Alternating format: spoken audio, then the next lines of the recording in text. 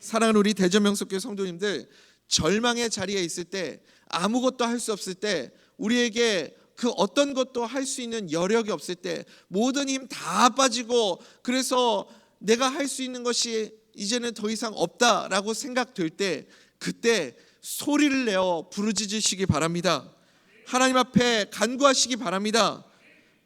우리 모두에게 각자가 짊어지고 가야 할 고난의 문제들이 있습니다. 우리 가정마다 다 하나님이 각자에게 주신 고난의 짐들이 있습니다. 어떤 경우에는 이 고난의 짐이 너무 무겁고 너무 강력해서 때로는 이것 때문에 절망에 빠지게 될 때가 있고, 또 방황할 때가 있고, 이것 때문에 주저앉아서 무기력한 상태에 빠져가지고 일어서지 못하는 그런 경우도 있습니다. 그럴 때 여러분, 우리가 가만히 있으면 안 됩니다. 주저앉아 있으면 안 됩니다.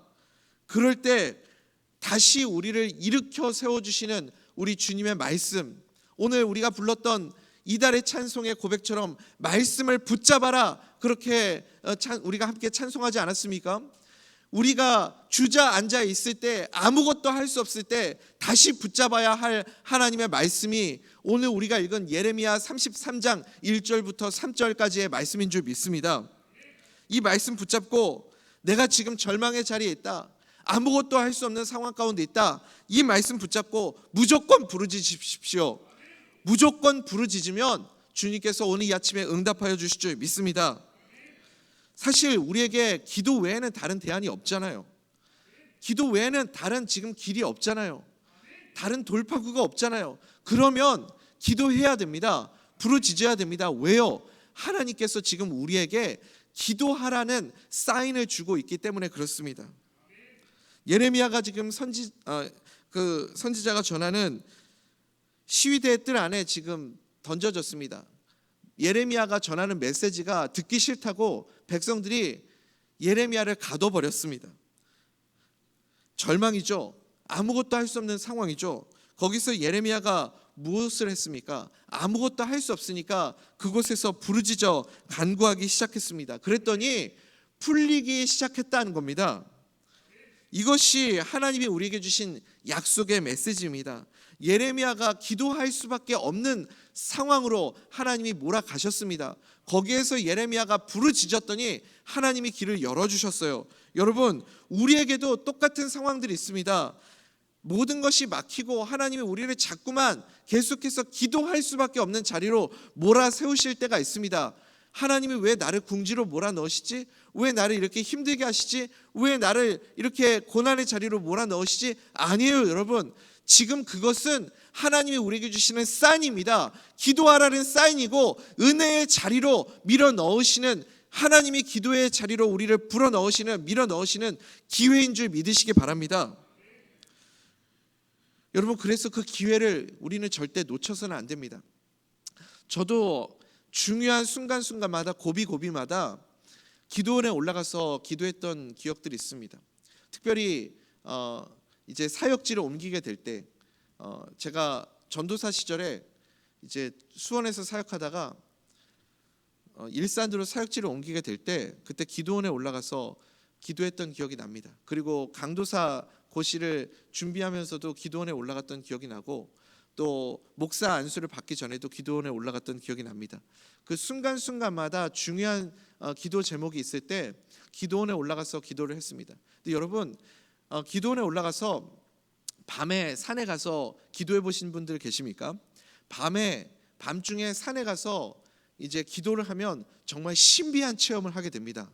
어떤 신비한 체험을 하게 되냐면 너무 무서워요.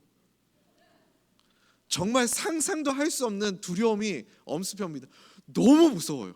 저는 그렇게 무서울 거라고 생각을 못했는데, 혼자 밤에 산에 올라가서 기도원에 올라가가지고 산에 이제 중턱에 가면, 이제 좋은 기도원은 산마다 다 이렇게 기도 자리가 잘 되어 있습니다. 거기 가가지고 앉아가지고 기도를 하려고 이렇게 눈을 감고 있으면 밤에 무슨 바스락 소리 하나만 들려도 정말 온몸에 털이 쭉 펴서고 소름이 돋을 정도로 두려움이 엄습합니다. 너무 무서운 거예요. 거기 누구예요? 이러면서 저도 모르게 이게 물어보게 되는 거죠. 그리고 막 믿음으로 선포합니다. 사람이면 응답하고 귀신이면 물러가라, 막 이렇게 말을 하게 돼. 너무 무서우니까 막 바람 소리만 불어도요, 소스라치게 막 놀랍니다. 여러분 그런 경험 해보셨습니까? 기도원에 올라가서 여러분 밤중에 꼭 한번 기도해 보시기 바랍니다. 너무 무서워가지고요, 제가 그때 깨달은 게 있습니다. 막 여기저기서 부르짖는 소리들이 들리는 거예요. 근데 그게 부르짖는 게 아니고 비명이더라고요. 너무 무서우니까 살려주세요 하면서 비명을 지르는 거예요.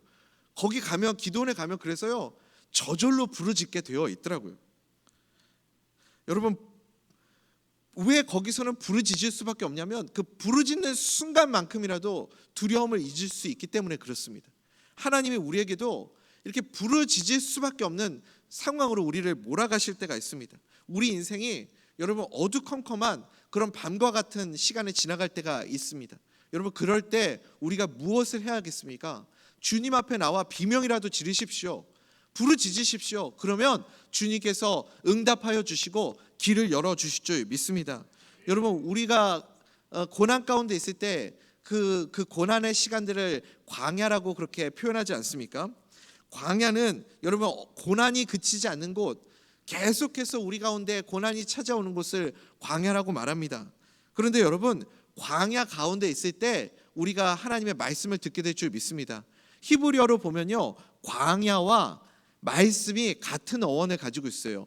광야는 미드바르라고 말을 하고 말씀은 다바르라고 그렇게 말을 합니다. 미드바르, 다바르 어원이 같아요. 그래서 광야에 있을 때 우리는 주님의 음성을 듣게 되는 겁니다. 여러분 지금 광야 한가운데 던져진 것과 같은 그런 심정이 드는 성도님들 계시죠? 그때 우리가 무엇을 해야 하냐면 오늘 우리에게 주신 이 예레미야 33장 1절부터 3절까지의 말씀 붙잡고 기도해야 됩니다.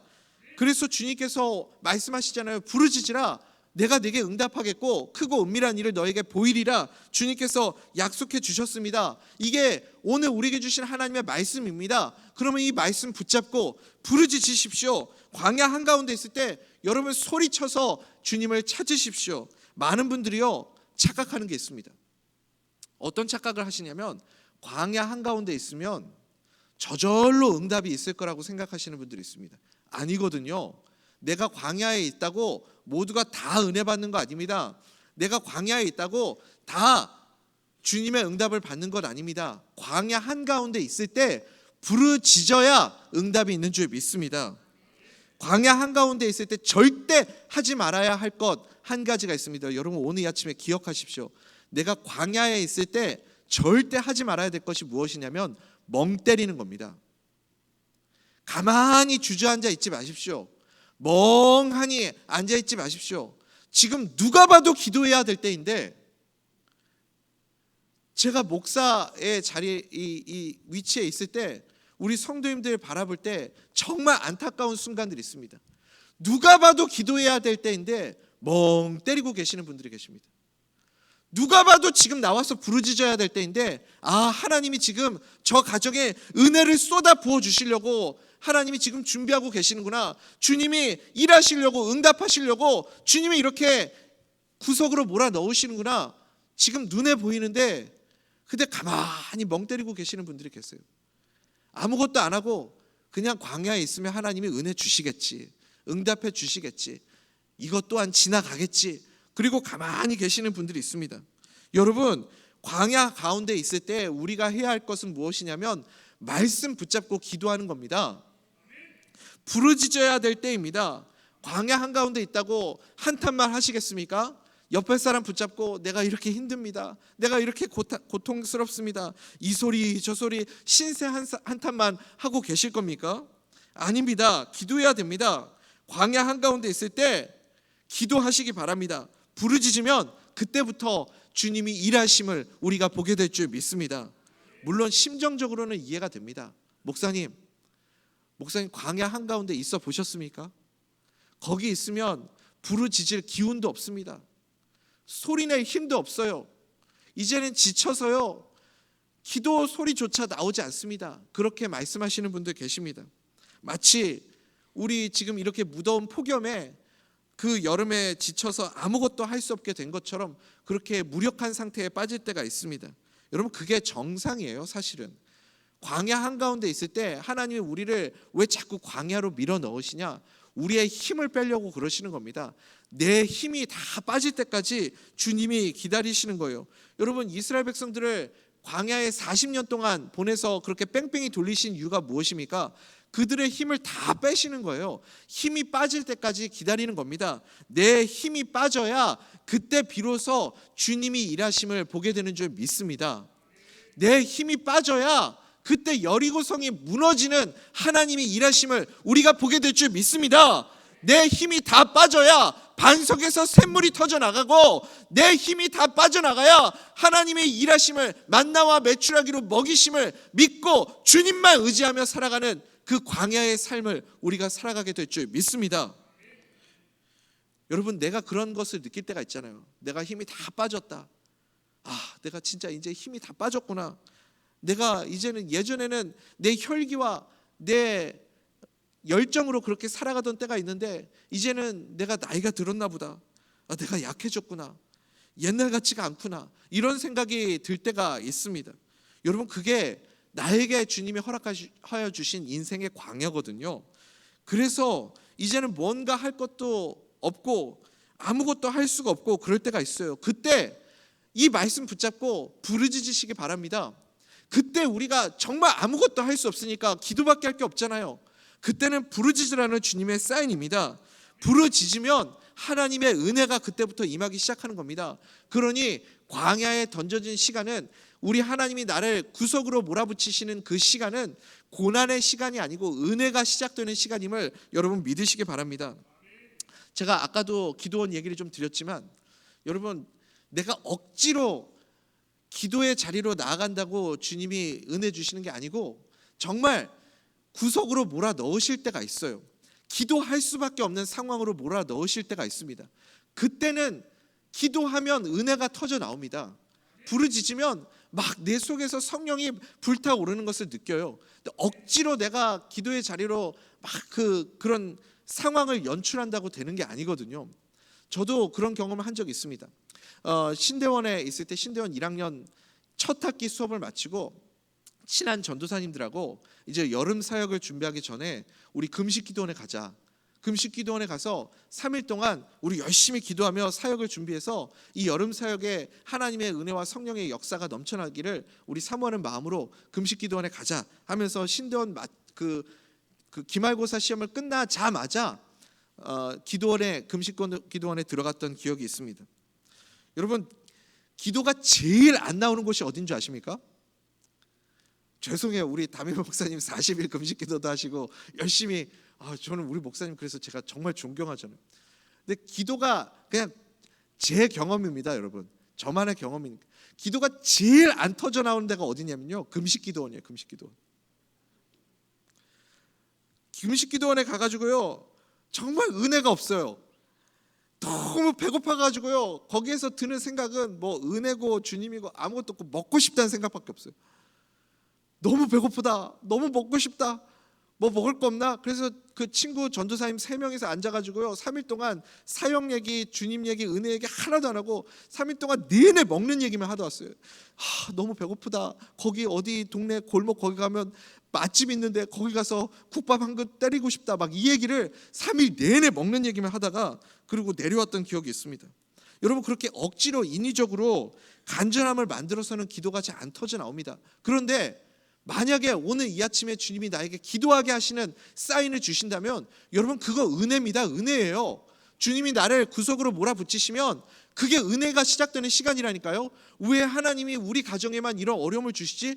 왜 하나님이 지금 나에게 이렇게 기도하는 일들을 자꾸 만들어 주시지? 왜 우리 가정은 이렇게 풀리지 않고 문제들이 자꾸 생겨나지? 왜 나에게만 하나님이 이런 일들을 만들어 주시지? 그게 사인이라니까요. 그때는 멍 때리고 있으면 안 됩니다. 주님 앞에 나와서 그 기도 제목 붙잡고 부르짖으십시오. 간구하십시오. 그러면 주님께서 응답하여 주실 줄 믿습니다. 여러분, 이게 이런 표현 드려서 정말 죄송한데 일종의 미끼거든요. 주님이 우리에게 던져주시는 미끼예요. 하나님이, 예수님이 나를 만나기를 원하십니다. 기도를 통해서 인격적인 교제를 하기 원하세요. 나의 기도를 통해 우리 주님이 일하시기를 원하세요. 여러분 믿으십니까? 그래서 자꾸 미끼를 던지시는 거예요. 어느 가정에는 수험생을 주셔서 기도하게 하시고, 어느 가정에는 육신의 연약함을 주셔서 기도하게 하시고, 어느 가정에는 비즈니스가 잘 안 풀려가지고 기도하게 하시는 미끼를 가정마다 다 하나씩 던져주시는 거예요. 그거 주님이 우리 가정에 주시는 미끼거든요. 그러면 주님이 또 나한테 미끼를 던지셨구만, 내가 이걸 물 것 같습니까 주님? 그렇게 하면 안 되고요. 그냥 믿음으로 덥석 무십시오. 덥석 물고 주님 앞에 나와 그 미끼 붙잡고 주님 앞에 간구하는 거예요. 부르짖는 거예요. 그러다 보면 성령님께서 나의 기도를 바꾸시는 겁니다. 가령 예를 들자면 제 어머니께서 혈액암에 걸리셨거든요. 그때는 주님이 우리 가정에 기도하라는 사인이에요. 어머니께서 암에 걸렸는데 기도 안 할 가정이 있습니까? 나와서 부르짖어 간구해야죠. 그때는 멍 때리고 있으면 안 되는 거예요. 그거 붙잡고 기도하면요, 한 며칠 기도하면 주님이 기도를 바꾸십니다. 기도를 계속해서 바꾸시고요. 여러분, 같은 기도 제목 가지고 처음에 수험생 자녀 기도 제목 가지고 나와서 기도하시는 분도요, 내 육신의 연약함 가지고 나와서 기도하시는 분도요, 그 기도가 며칠 못 가요. 한 2, 3일 기도하다 보면 성령님께서 내 기도를 조금씩 바꾸십니다. 그래서 부르짖는 기도 가운데 크고 은밀한 일을 우리가 보게 되는 거예요. 성령님께서 깨닫게 하여 주시는 그 크고 비밀한 일들을 우리가 보게 되는 겁니다. 로마서 8장 26절 말씀이죠. 우리 같이 한번 읽어볼까요? 로마서 8장 26절입니다. 시작. 성령도 우리의 연약함을 도우시나니 우리는 마땅히 기도할 바를 알지 못하나 오직 성령이 말할 수 없는 탄식으로 우리를 위하여 친히 간구하시느니라. 아멘. 아멘. 처음에는 재정적인 이유 때문에, 처음에는 관계의 문제 때문에, 자녀들 문제 때문에, 육신의 연약한 문제 때문에 이거 가지고 나와서 기도하기 시작하는데, 조금 시간이 지나면 성령이 나의 기도를 이끌어가기 시작하는 겁니다. 부르짖어서 기도하기 시작하면 성령님께서 기도의 주도권을 가지고 부르짖으며 기도하는 가운데 기도하는 기도 제목들을 계속 깨닫게 하여 주시는 거예요. 그러면 마태복음 6장 31절의 말씀처럼 먼저 그의 나라와 그의 의를 구하게 하는 그 기도로 우리의 기도들이 변화되기 시작하는 겁니다. 처음에는 병 고쳐달라고 기도했던 분들이 며칠 기도하시다가는 나중에 선교사님들 위해서 기도하고, 그리고 또 내 병 나으면 하나님 나도 선교지에 가서 선교하게 하여 주시옵소서 그렇게 기도하시고, 하나님 영광에 하여서 살아가게 하여 주시옵소서 그렇게 기도하고, 우리의 기도 제목이 계속해서 점점 달라지는 겁니다. 그렇게 기도하다 보면 어느 순간 병원에 가봤더니 암세포가 다 사라졌다, 이런 간증들이 터져 나오는 겁니다. 언젠가부터 질병 때문에 나와서 기도하시는 분들이 질병 놓고만 기도하지 않거든요. 시간이 지나면 성령님께서 그 기도를 다 바꿔버리십니다. 그러면 어느 순간 내 영이 깊어지고 넓어지고 충만해지는 그런 은혜들을 우리가 누리게 되는 겁니다. 이것이 주님께서 우리에게 허락하여 주시는 약속이에요. 크고 은밀한 일을 보여주시겠다 허락하여 주셨던 그 약속입니다. 그래서 기도하지 않는 사람은요, 일평생 기도하지 않고도 고난의 시간이 지나갈 수 있죠. 기도하지 않고도 광야의 시간이 지나갈 수 있습니다. 그렇지만 기도하지 않는 분은 일평생 크고 은밀한 일은 모르고 살아가는 겁니다. 부르짖는 기도는요, 여러분, 하나님의 약속을 선포하는 시간이에요. 믿으십니까? 부르짖으면 하나님의 약속이 선포가 되는 겁니다. 그래서 부르짖으라, 이 표현 속에는 선포하라 라는 의미도 담겨 있습니다. 믿음으로 선포하면 하나님의 약속이 이루어지는 은혜를 보게 될 줄 믿습니다. 여러분, 이스라엘 백성들이, 야곱의 가족들이 요셉을 따라서 이집트의 애굽에 정착을 하게 됐죠. 거기서 요셉의 가족들이 몇 년을 머물렀습니까? 무려 400년을 머물렀습니다.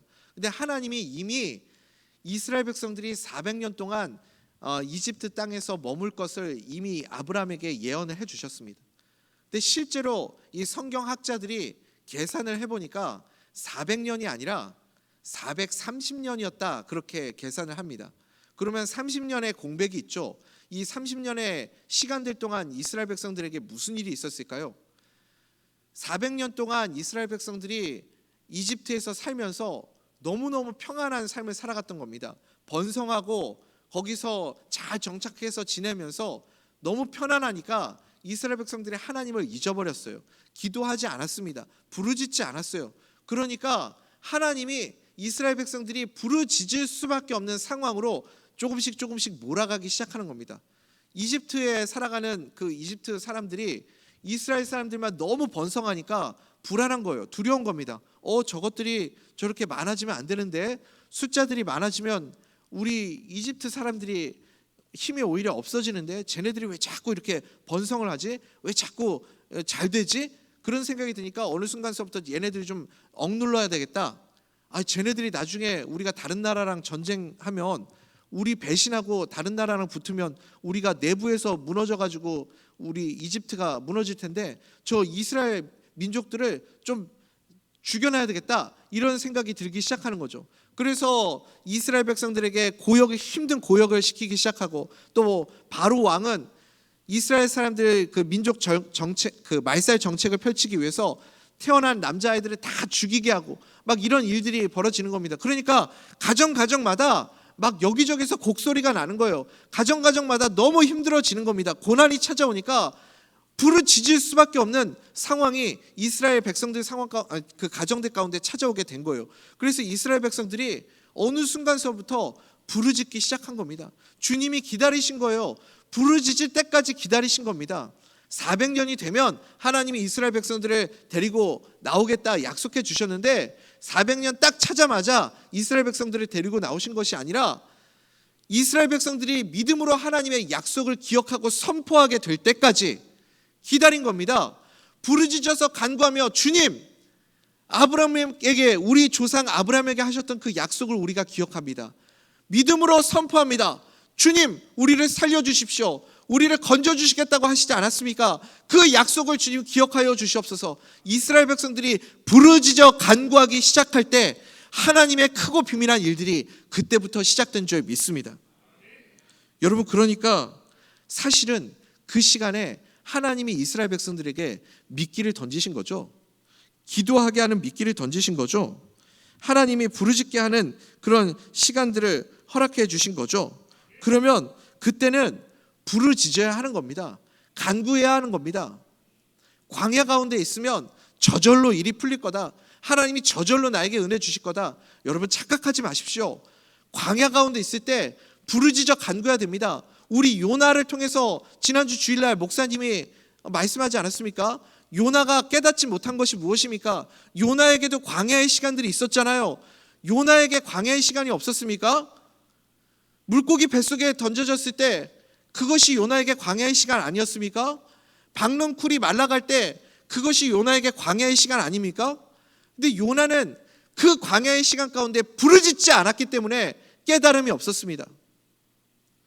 나에게 주님이 광야의 시간을 허락하여 주셨대, 미끼를 던져주실 때 믿음으로 덥석 무십시오. 그리고 부르짖어 간구하십시오. 그러면 주님께서 응답하여 주시고 크고 비밀한 일을 보여주실 줄 믿습니다.